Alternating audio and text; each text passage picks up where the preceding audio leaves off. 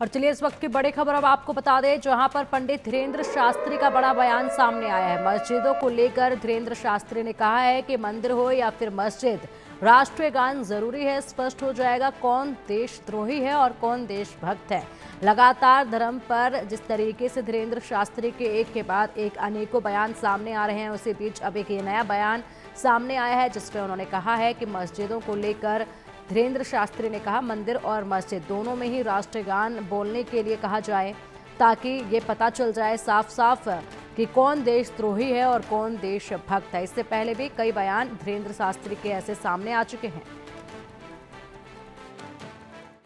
धीरेन्द्र शास्त्री के द्वारा जो है बागेश्वर धाम से ओरछा धाम तक पदयात्रा की जा रही है और साथ ही साथ हमारे साथ वह मौजूद भी है, हम उनसे बातचीत भी करते सही। साथ ही साथ वह जहाँ से भी निकल रहे हैं लोगों से भी बातचीत कर रहे हैं और उनका एक ही संकल्प है, सभी हिंदू एक हो और इस किसी भी प्रकार की बटाव ना हो। और उसको लेकर के लगातार आप देख पा रहे हैं कि लोगों में भारा खासा उत्साह भी देखा जा रहा है और साथ ही साथ लोगों में भारी उत्साह भी है। तो हम गुरुजी से भी बात इस चीज को करते चलेंगे और साथ ही साथ उनसे भी जानते चलेंगे। साथ ही साथ ये भी देखने को आ रहा है कि इसमें बड़ी संख्या में लोग इसमें शामिल हुए हैं और लोगों में भी भारी उत्साह है। उनका मानना है कि इसमें सभी को एक होना होगा, क्योंकि सभी हिंदू जब एक होंगे तभी उनका गुरुजी का जो संकल्प है वह पूरा होगा। उसी मकसद को लेकर के हम खुद गुरुजी से बात करेंगे, क्या कुछ वो कहते हैं। गुरुजी क्या कहेंगे इस यात्रा को लेकर?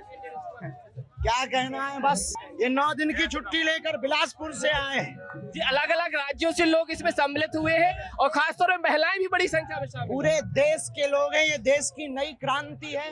इस देश में अब जागा हुआ हिंदू है, अब ये भागने वाला नहीं है और यह यात्रा रुकने वाली नहीं जब तक इस देश में पूरे देश का हिंदू एक नहीं हो जाए। महिलाओं में खासा उत्साह है क्योंकि महिलाओं का कहना है कि खासतौर पे वह रण चंडी बन के नीचे जमीन पर उतरी और सड़कों पर। बिल्कुल, हम चाहते हैं माताओं की नारायणी सेना बने।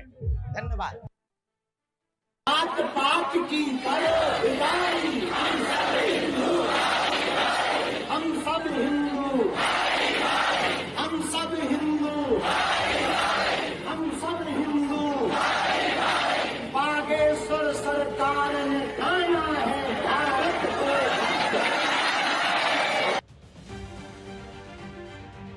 बागेश्वर वाले बाबा ने हिंदुओं को एकजुट करने के लिए हुंकार भर दी। हम सब हिंदू, हम सब हिंदू। हजारों की उमड़ी भीड़ के बीच हिंदू राष्ट्र बनाने की बात कह दी।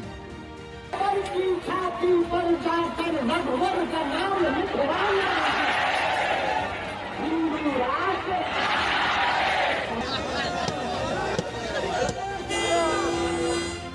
हिंदू राष्ट्र का आह्वान कर बाबा बागेश्वर ने हिंदुओं के एकजुट होने का शंखनाद कर दिया। जातियों में बटे सनातनियों को एकजुट करने का लक्ष्य लेकर बागेश्वर धाम के पीठाधीश्वर धीरेन्द्र कृष्ण शास्त्री पद यात्रा पर निकल पड़े। धीरेन्द्र कृष्ण शास्त्री की हिंदू एकता पदयात्रा बागेश्वर धाम से ओरछा तक जाएगी, जिसमें शामिल होने के लिए हजारों की संख्या में लोग जुटे। 9 दिन में बाबा बागेश्वर 160 किलोमीटर की पदयात्रा करेंगे। रोजाना 20 किलोमीटर चलेंगे। 29 नवंबर को ओरछा में पदयात्रा का समापन होगा और आज यात्रा शुरू हुई तो पहले दिन ही जन सैलाब उमड़ पड़ा। यात्रा में शामिल होने के लिए देश के अलग अलग हिस्सों से लोग पहुंचे। बाबा बागेश्वर की माने तो इस यात्रा का मकसद जातियों में बटे सनातनियों को एकजुट करना, जात पात के नाम पर बंटने से रोकना, सनातन विरोधियों को हिंदुओं की ताकत दिखाना, सरकार के सामने सनातन बोर्ड की मांग उठाना, लव जिहाद के खिलाफ हिंदुओं को जागरूक करना और आदिवासी इलाकों में धर्मांतरण रोकना है। सनातनियों की एकता पदयात्रा का प्रमुख लक्ष्य तो अभी वर्तमान में भेदभाव और जात पात को मिटाना है, परंतु अगर मंदिरों में ये प्रयोग की जाती है या पहल की जाती है, निश्चित रूप से बहुत अद्भुत होगी, अनूठी होगी। इससे इस देश में वो क्लियर हो जाएगा कि देशद्रोही कौन है और राष्ट्रभक्त कौन है। निश्चित रूप से मंदिरों में वंदे मातरम, हम तो कहते हैं मस्जिदों में भी होना चाहिए। देखिए, ये बहुत बड़ा विषय तो है कि धर्मांतरण है, और कारण क्या है ये भी बहुत बड़ा विषय है। कारण ये है कि हम लोग उन तक नहीं पहुंच पाते, वो सहरा नहीं पाते, इसलिए डिस्टेंस जो है ना, उस खाली रिक्त स्थान को भरना, धर्मांतरण को रोकना है। रिक्त स्थान कैसे भरेगा?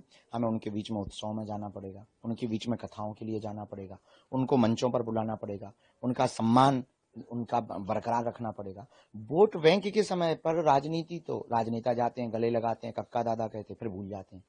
अब धर्म गुरुओं को, राष्ट्र के संतों को, आचार्यों को, जो अहिंदू घोषित होने की तैयारी कर रहे हैं, उन आदिवासी नहीं, हम तो उन्हें नया नाम देना चाहते, अनादिवासी को, सदा से हैं वो, भगवान श्री राम के साथ निषाद राज बन करके रहे, माँ सबरी माता उनके ही वंशज हैं ये सब लोग।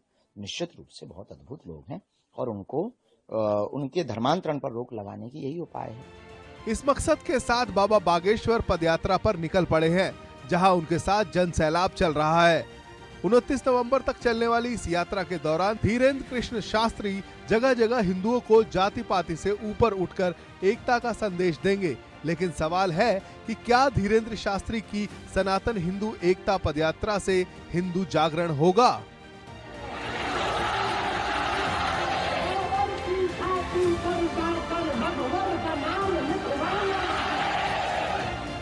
Bureau report, India news. Bulletin में वक्त चला एक छोटे से ब्रेक का। खबरों का सिलसिला लगातार जारी रहेगा, आप देखते रहिए इंडिया न्यूज।